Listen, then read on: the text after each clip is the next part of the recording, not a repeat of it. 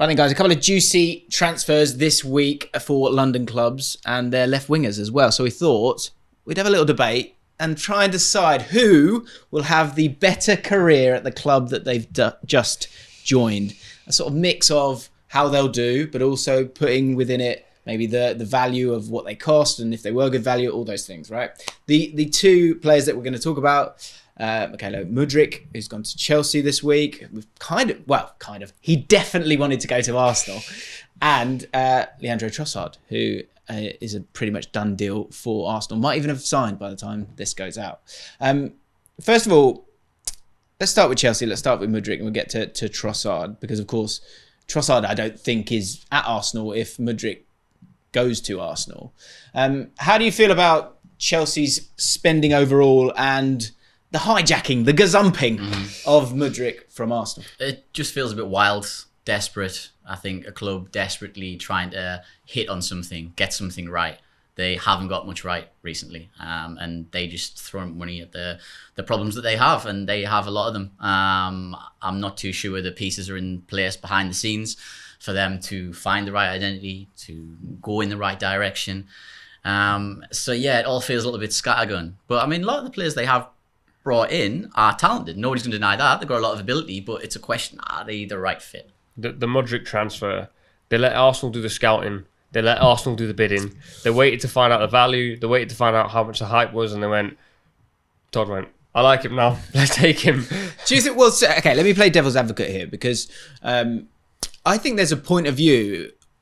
Todd Bowley has an American point of view on this, obviously.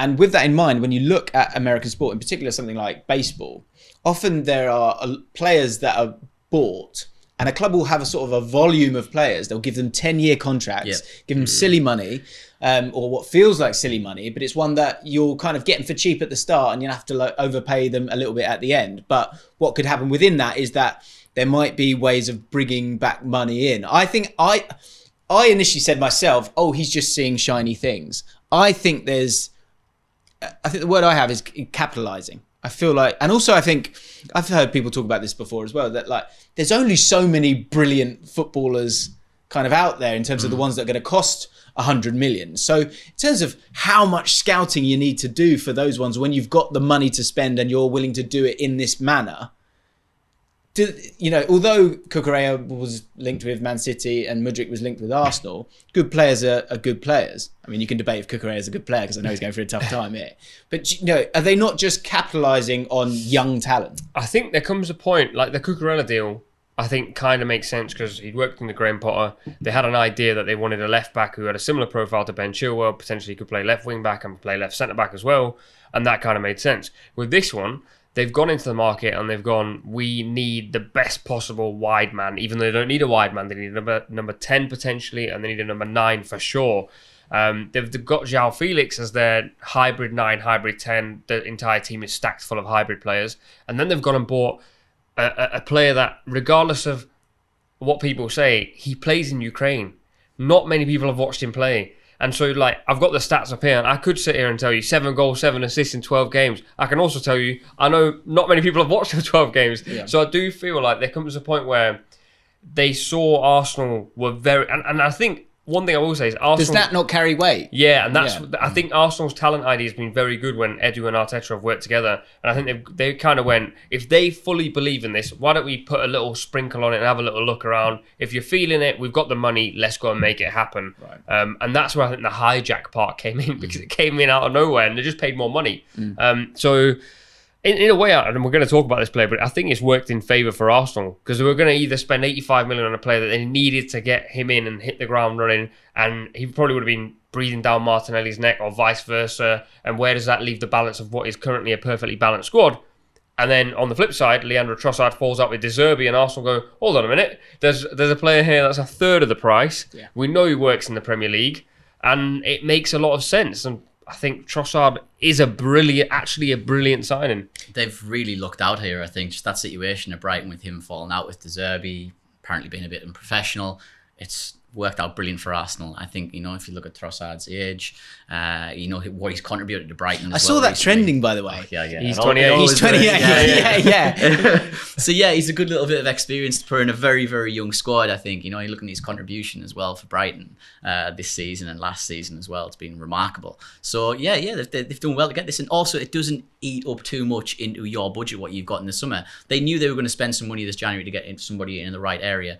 And it's going to be interesting to see what direct impact he will have. When you're comparing these two, it feels like, I heard this great phrase this week when it comes to transfers, like you need to either buy a house or a car. Are you buying a house or a car? Aubameyang's a car. You're going to get him when you get him, and that's going to depreciate, right? Whereas you're buying a house, you're going to wait and see if that value goes up. Mudryk's a house.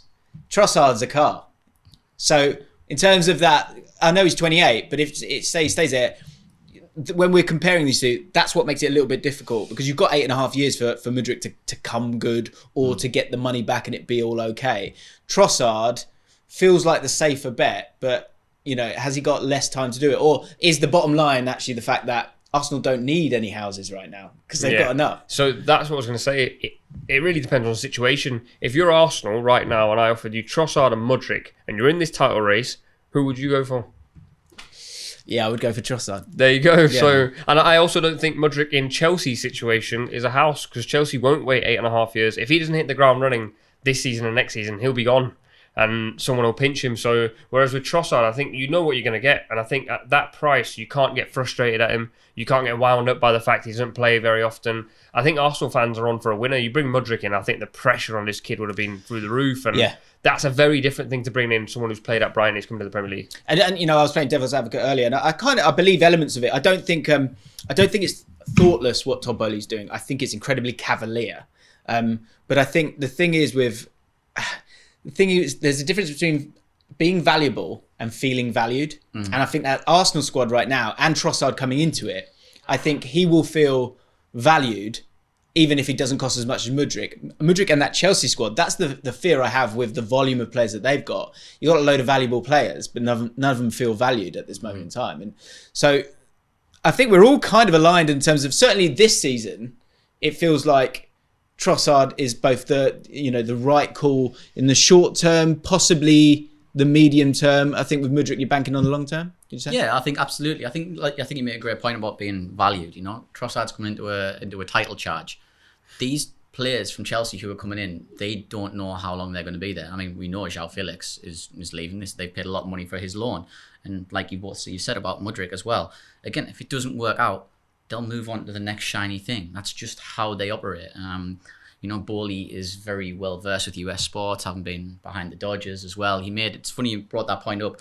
They brought in Mookie Betts as well, and they gave him, I think it was about 13 year deal, and they amortized that over all the years as well. So that was a big move for the Dodgers to do that as well. So it's interesting to see him bringing that to Chelsea in football as well. I mean, it could be a car crash, but I think he's trying to be at the forefront, which I think is interesting. And again, you will only understand that in the fullness of time if it's something that he can find enough revenue streams to make it all okay. But that's another talking point for another time. So, okay, we're all in agreement that certainly this season I think it's going to be Trossard, right? What I will say is Mudryk's debuts against Liverpool, and I'm pretty sure he'll play, and he goes up against Trent, and he's a pacey dribbler. He puts Trent on the floor a couple of times, the narrative completely changes. Right, and all of a sudden he's a baller. Okay, he might have a João Felix type debut and just get sent off. So there you go. Expect an apology in a week's time.